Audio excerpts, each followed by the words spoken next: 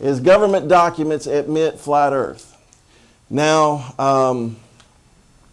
I had to leave a lot out this morning, so understand that this is just the tip of the iceberg. But just so everyone knows, those watching, listening, just so everyone knows, I've spent a lot of time digging into this, reading the actual documents, going to the actual CIA website, the Army website, the Navy website, the U.S. Air Force, many NASA documents, Russian documents from Russia that we stole from them during the Cold War. Amazing things that I'm discovering here. But anyway, we're going to get into this. I'm going to show you this morning. I took screenshots of these things. There, I will later on have to I'll provide links for people. But anyway, let's get into this. First thing I want to do. This is the first government document. I shared this 2 years ago. But here's the government documents. I shared this at the Flat Earth International Conference in Raleigh in my presentation, 2017, last November, that Robbie Davidson put on. I thought this was something to find this document. All right? This is, how little did I know. This was the tip of the iceberg. But this is a NASA technical manual. You can look it up. Anybody out there watching and listening this morning, you can Google NASA document 1207. You can pull up, it'll take you straight to nasa.gov. You can pull up the PDF. You can read this for yourself. This is free information. Right? The derivation and definition of a linear aircraft model. In the introduction, they flat out say right here, this report documents the derivation, which means the origin, and the definition of linear aircraft model for a rigid aircraft of constant mass flying over a flat, non-rotating Earth. Everybody see that? Derivation means the origin. Definition means this is how it's defined. This is how it works. So they're talking about the equations, and you want to talk about the calculus and trig this thing gets into. The equations are based on these airplanes flying over a non-rotating flat Earth.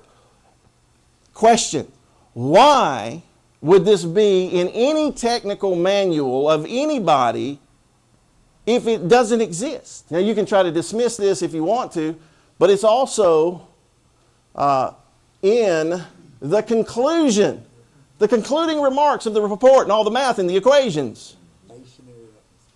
Look at that. This report derives and defines a set linearized system matrices for rigid aircraft of constant mass flying in a stationary atmosphere over a flat, non-rotating Earth. I didn't write that.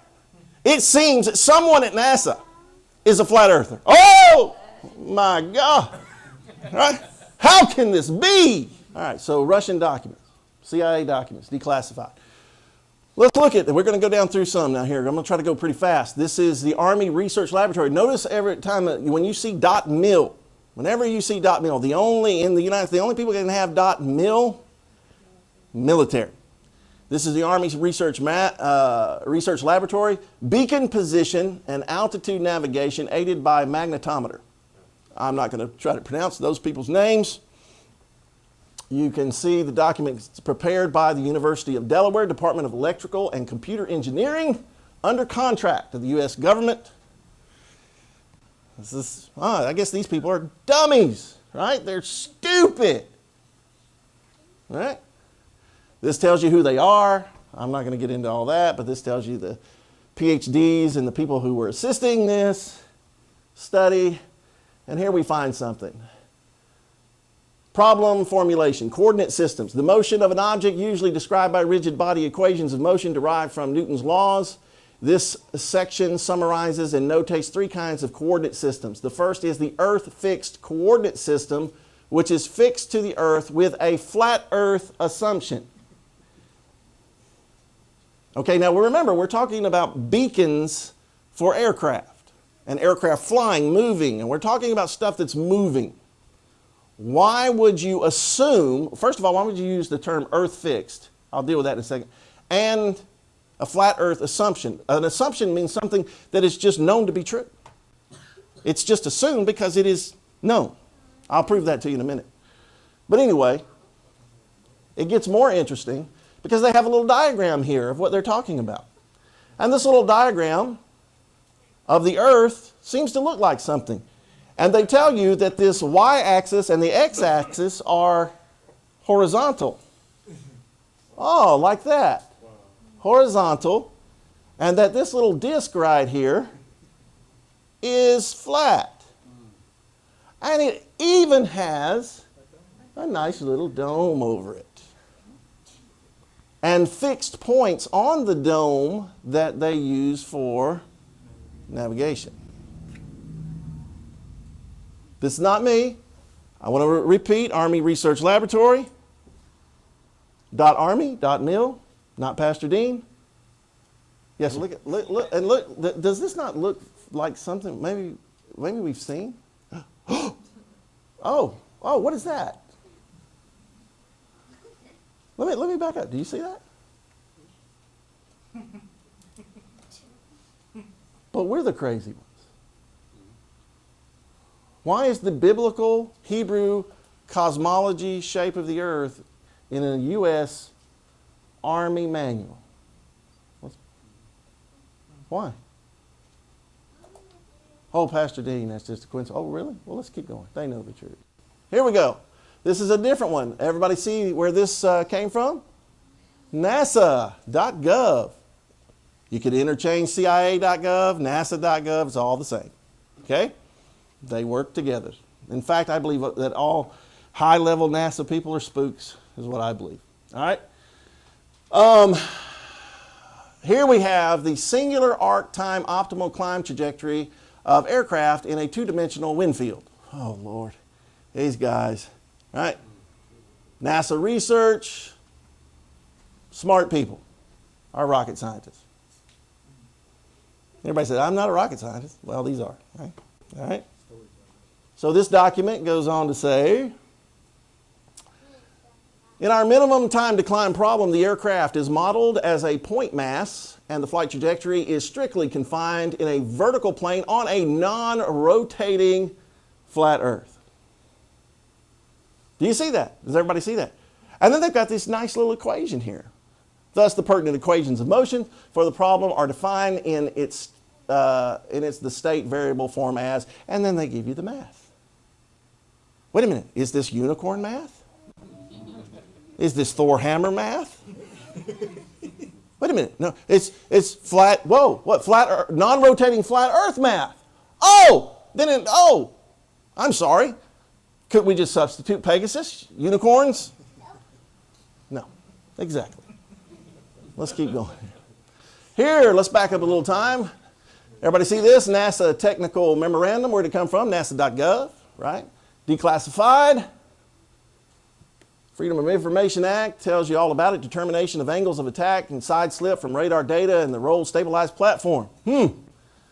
Langley researched that. What's in Langley? Virginia? Yeah, CIA headquarters, exactly. Also the National Aeronautics and Space Administration, Washington, D.C. Wait a minute, I thought they were in Florida and Houston, Texas. Oh, that's right. I'm sure they have an office. All right, let's keep going here. Here's the abstract. NASA Langley Research Center, technical memorandum, blah, blah, blah. Here is in the abstract. Basically what they're describing this manual is all about. It's a summary of it. Here's what they say. Equations for angles of attack and side slip relative to both rolling and non-rolling body axis system are derived for a flight vehicle for which radar and gyroscope attitude data are available. The method is limited, however, to application where a flat, non-rotating Earth may be assumed. The application for this whole thing has to be based on a flat, non-rotating Earth. Wait a minute, how many documents are we into here? Let's keep going. Here we have something else. Is that the same one? I got the same. It's the same manual. So Oh, I think, yeah, here we go. Let's keep going here. Yes.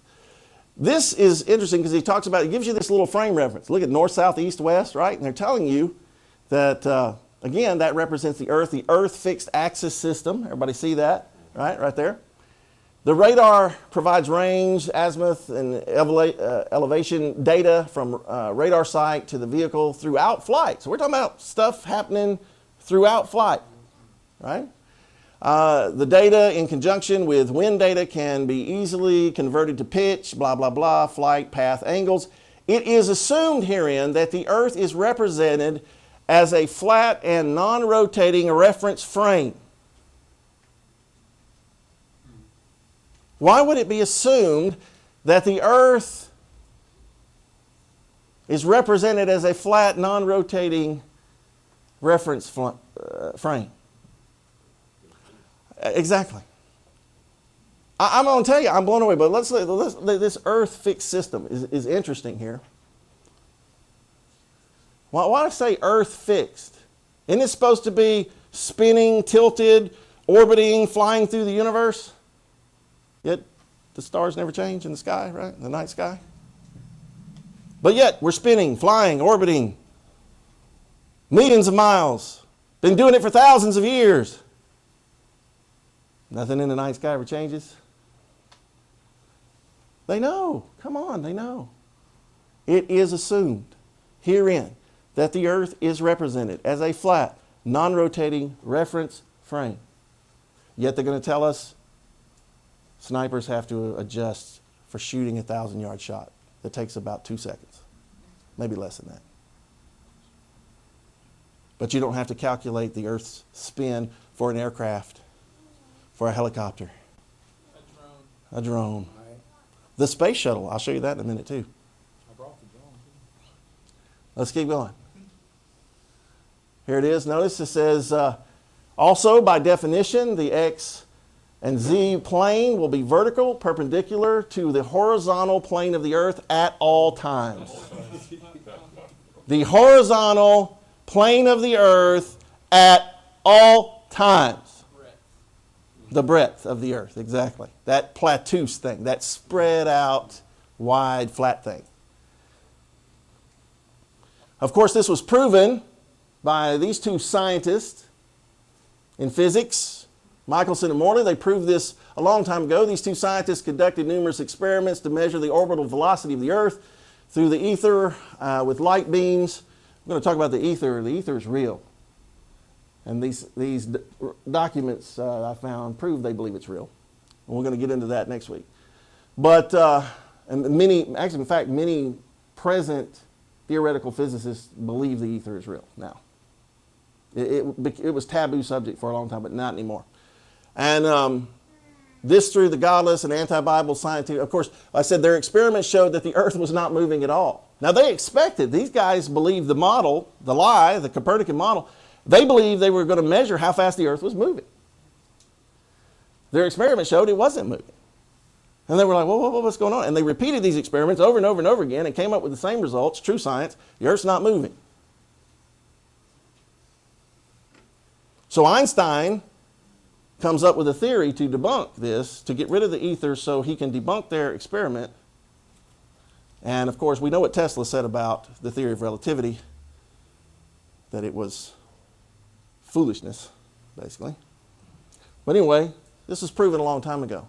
Now, here's a doctoral dissertation by a PhD candidate that became part of this European Control Conference. In fact, I guess he graduated, but this doctoral dissertation that he began to speak to, I guess, the European Space Agency or whatever, a new path planner based on flatness approach, application to an atmosphere reentry mission. This was designed for the space shuttle, quote, reentry. And it's funny, they put orbit and reentry and stuff like that into quotations. And I'll explain all that next week. We'll get into that next week. But notice the outline of his doctoral dissertation. Statement of guidance problem. Why would you have a guidance problem? Well, if you're basing stuff on a spherical Earth and it's really flat, then you're going to have a guidance problem. Right? So this guy comes along and goes, you know what? We got to get back to a flatness approach. I'm not making this up. All right? Flatness-based trajectory planning. Here we go. He's talking about for this little vehicle right here. And we'll keep going. Notice he says model in flat earth coordinates. Everybody see that? Again, this doesn't exist, right? Flat earth doesn't exist, but we're going to have a model for it and all this unicorn math. Sprinkled with fairy dust. So this guy's doing a doctoral dissertation in this present time to help with guidance system of the shuttle, and now we have unmanned shuttle system. But he's doing this and saying we've had guidance problems, so we got to go to a flatness approach, to a flat Earth model. Now I'm going to tell you, this guy's way smarter than me. I couldn't do this kind of math, not even in my dreams. Okay? But he does. And he says, guys, we need a flat Earth model. And here's the math for it. Shall we keep going? Notice this. Assumptions, meaning things we assume are true. Flat Earth. Coriolis and centrifugal forces neglected. Don't matter. Here's a doctoral candidate who graduated, got his PhD, becomes a speaker to the European Control Council, and he's telling them it's a flat Earth. We ignore Coriolis, meaning the spin of the Earth. It's completely ignored. Why? Because it doesn't exist. Uncovered. Here's MIT. Massachusetts Institute of Technology, the top technical school in the country. Or at least one of the top. I'm sure they argue among themselves who's the top. What's this? dspace.mit.edu. Right? Property-based system design method with application to targeting system for small unmanned vehicles. So this is a targeting system developed Massachusetts Institute of Technology, blah, blah, blah. Tells you who it is, the author of this. And then in the description it says 3 targeting methods were considered assuming a flat Earth. Whoa, whoa, whoa, whoa, whoa, whoa, whoa, whoa, whoa, whoa, whoa. Why would an MIT professor, PhD, why would he assume the Earth is flat? He's not allowed to say it's flat out flat. So he has to say, I assume. Assuming a flat Earth. No, he says 3 targeting methods. Consider assuming a flat Earth using DTED data and using angle range data. The evaluation. I hit it myself. The evaluation revealed a descending utility order, flat Earth, and range based upon the system's requirements. I mean, these and aeronautics and astronautics. Here. Flat Earth assumption, mind blowing. All right, let's get back to our documents, government documents here. Just wanted you to see MIT and other doctoral candidates and PhDs saying it's flat and it's not moving. That's what the Bible said. It's flat and it's not moving. We can say it, and you say it, you're crazy. If I say it, I'm crazy. But these guys can say it, and their papers get passed around among the elite, and a lot of them classified. Yes, and many of them do have Nobel Prize, and they get sometimes they get classified, right? And then declassified. So here, y'all gonna love this. This is what's the website? Everybody, look at top there. Right, NASA.gov. April 1961, National Aeronautics and Space Administration, calculation of wind compensation for launching unguided rockets. Pretty serious stuff, rocket science. Rocket science, calculating wind, right?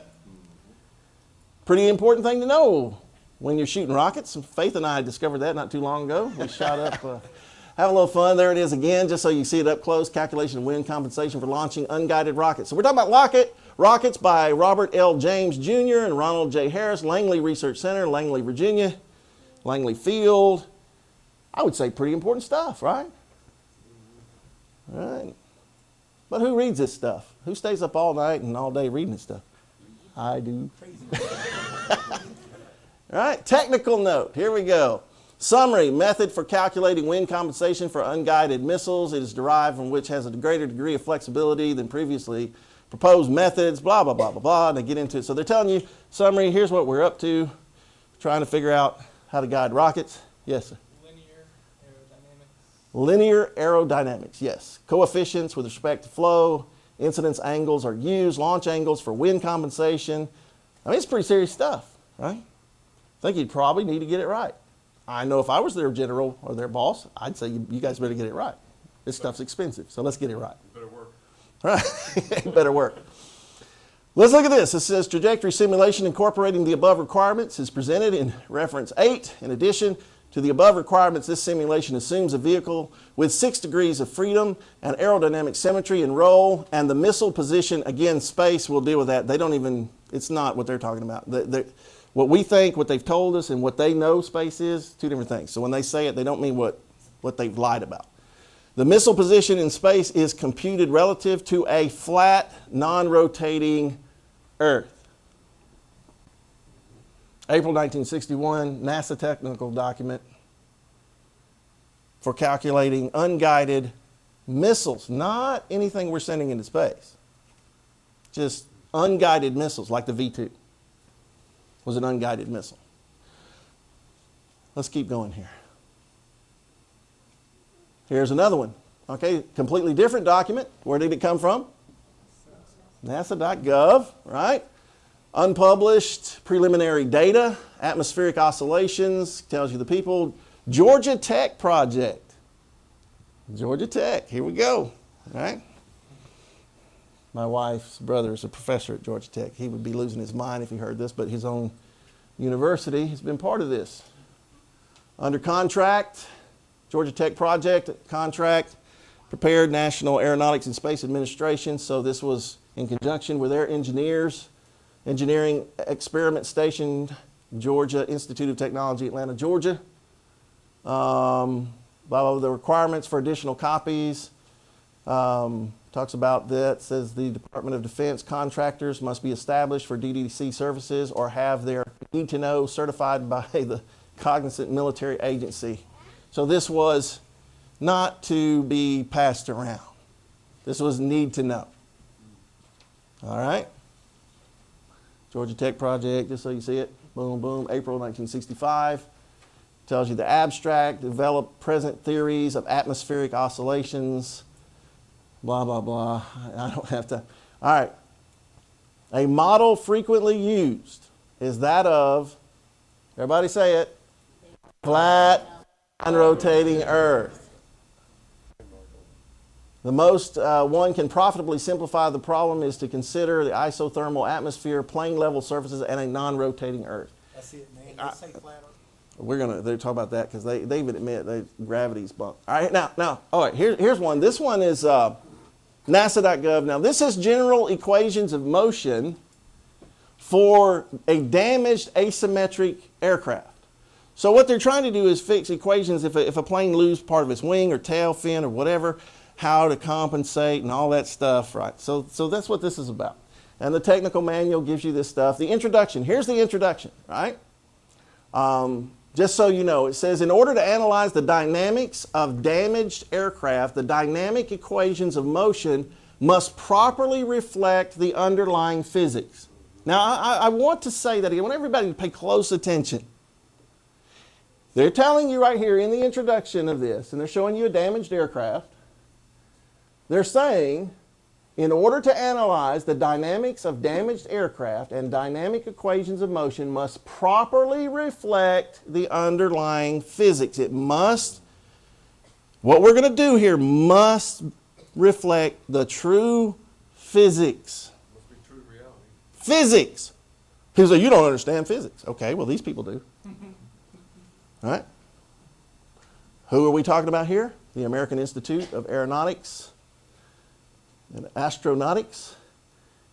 And here's what they say. Rigid body equations of motion, reference to an arbitrary fixed point on the body. There are several approaches that can be used to develop the general equations of motion. The one selected here starts with Newton's laws applied to the collection of particles defining the rigid body. Any number of dynamics or physics books can serve as references. So they're saying the physics books can serve as references. I said, in this paper, the rigid body equations of motion over a flat, non-rotating Earth are developed. Why? Why? So you're telling me that the physics of a non-rotating flat Earth are the proper physics in a NASA document. This is not Pastor Dean saying this. These are NASA documents. These are government documents. Does everybody see that? And they're not the same author. Scientists. Here we go. You can tell when they're older documents. Atmospheric refraction errors for optical instrumentation. Fun reading, folks. I'm telling you, fun reading. There you have it. Tells you technical memorandum, blah, blah, blah, same thing, preliminary report, October, what do we got? See, we're backing up, 1953. White Sands Proving Ground, La Cruces, New Mexico.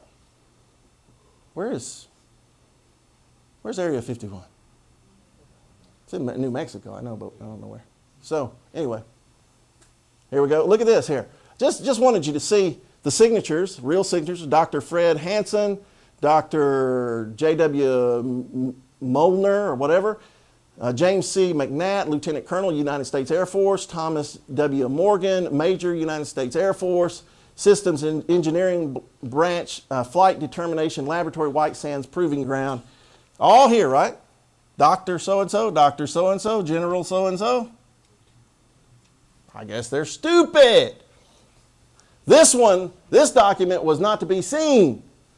This document contains information affecting the national defense of the United States within the meaning of the espionage laws, Title 18 U.S.C., Sections 793 and 794.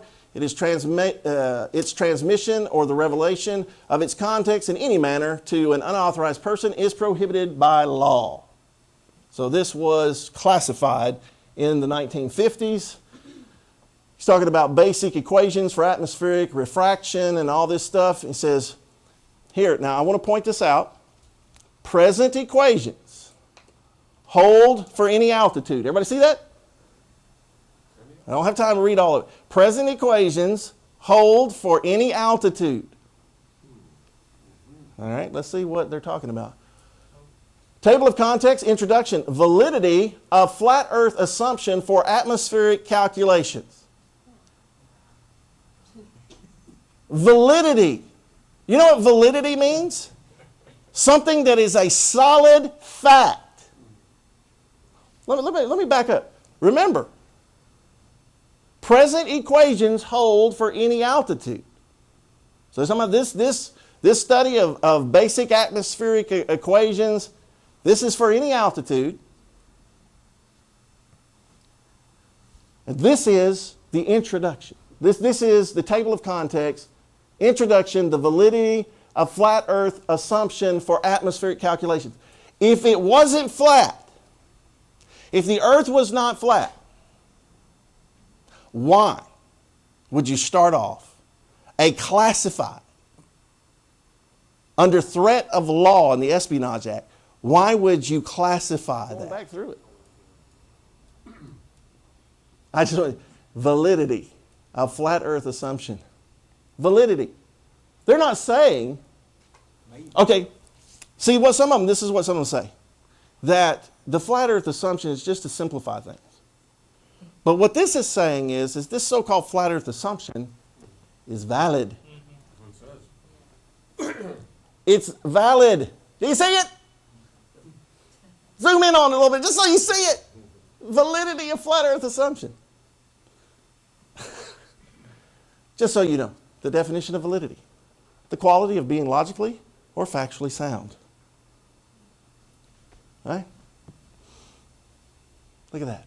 The state of being legally or officially binding.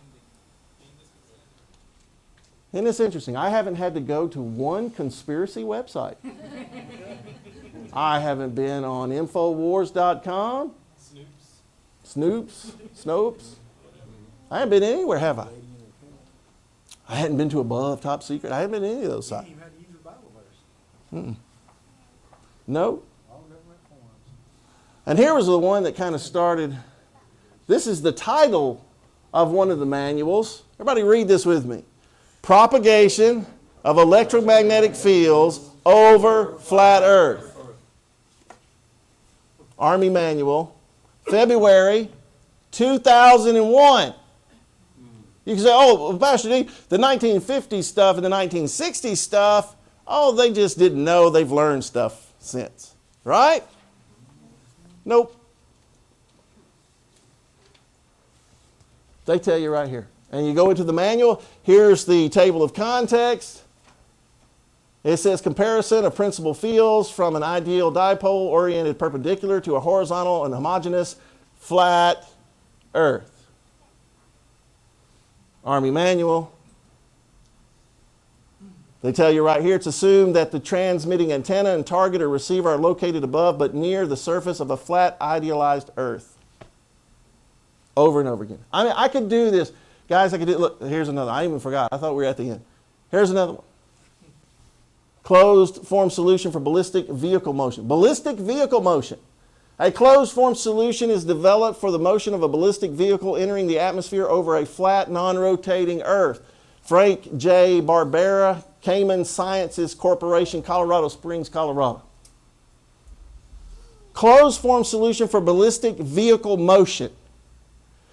Meaning we got to know where this thing's going to come down. And what does it say right here? Entering the atmosphere over a non-rotating flat Earth. Now, I do believe that there is an altitude, and I'll tell you this, I'll prove this later on.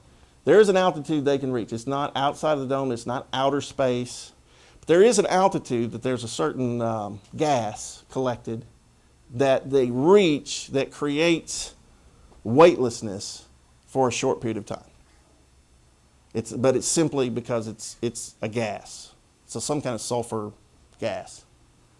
And they know where that is. So some of the stuff we see, they hit a certain altitude. For a second, you see the weightlessness. Yeah, it exists. It's not all CGI. It's not all. I mean, the ISS, all that crap is, yeah. But there is a certain altitude that they can reach.